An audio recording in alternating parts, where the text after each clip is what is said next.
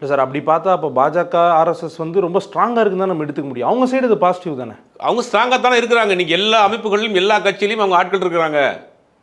ஒவ்வொரு பிரிவு இருக்குது. கலாச்சார பிரிவு இருக்குது, இலக்கிய பிரிவு இருக்குது, விளையாட்டு பிரிவு இருக்குது. எல்லா பிரிவுகளும் வேறு வேறு முகத்தில் ஆர்எஸ்எஸ் இருப்பாங்க. அப்போ பாஜக காங்கிரஸ்க்குள்ள ஒரு ஆர்எஸ்எஸ் பிரிவு இருக்குது, ஆர்எஸ்எஸ் அமைப்பு இருக்குது. அந்த ஆட்கள் என்ன பண்ணுறாங்கன்னா, இந்த கட்சி இப்போ தமிழ்நாட்டில் ஷூராக தெரியும், இந்த கூட்டணி தேர்தல் சந்திக்கிறப்ப ஒரு கணிசமான ஒரு எம்எல்ஏக்கள் பிடிக்க முடியும் காங்கிரஸ் கட்சிக்கு அப்படின்னு. அப்போ அதை உடைக்கணும் அப்படின்னு முடிவு பண்ணுறாங்க. முடிவு பண்ணுறப்ப என்ன செய்கிறாங்கன்னா, கூட்டணியில் விட்டு கல்வி கொண்டு போகணும்னு பார்க்குறாங்க. அது இங்கே இருக்கக்கூடிய ஒரு முக்கியமான ஆட்கள் இந்த வேலையை செய்கிறாங்க. ஒரு சில பேருக்கு விஜய் மீது உள்ள உண்மையிலேயே ஒரு சாஃப்டான ஒரு காரணம் வச்சுங்களேன், எப்படியாவது புதுசாக வந்திருக்காரு, நம்ம அதிகமாக சீட் வாங்கலாம் அப்படிங்கிற ஒரு காரணம், அப்படி ஒரு எண்ணம் உங்களுக்கு. இன்னொரு சில பேருக்கு என்ன பண்ணால், இந்த கூட்டணி எப்படியா கலைக்கணும், காங்கிரஸை எப்படியா நடுவரில் கொண்டு நிப்பாட்டிக்கணும்னு அவங்களுடைய ஆசை. அவங்களும் தானே டேரெக்டாகவே பாதிக்கப்படுவாங்க. ஆமாம், அவங்க அங்கே தானே சம்பளம் வாங்கிட்டு இருக்காங்க.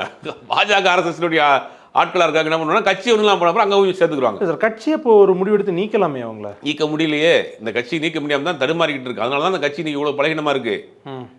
பல மாநிலங்கள் ஆண்ட கட்சி நீங்கள் சுருங்கி வந்து இவ்வளோ தூரம் நிற்கிறதுக்கு காரணம் உள்ளுக்குள்ளே சில ஆட்கள் இருக்கிறாங்க. அது ராகுல் காந்தி ஸ்மால் பண்ணுறாரு.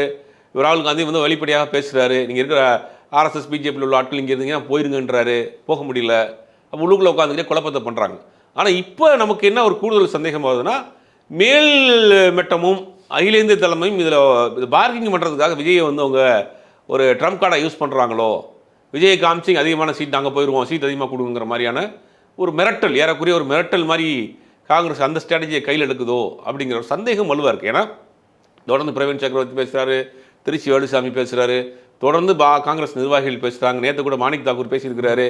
இப்படி தொடர்ந்து பேசுகிறப்ப இதுக்கு எது ரியாக்ஷனுமே அங்கே அகில இந்திய தலைமையிலேருந்து வராமல் இருக்கிறப்ப இவங்க வந்து விஜயை காமிச்சு இங்கே அதிகமாக சீட் வாங்குறதுக்கு ட்ரை பண்ணுறாங்களோ அப்படின்னு என்னுடைய கெஸ்ஸாக இருக்குது.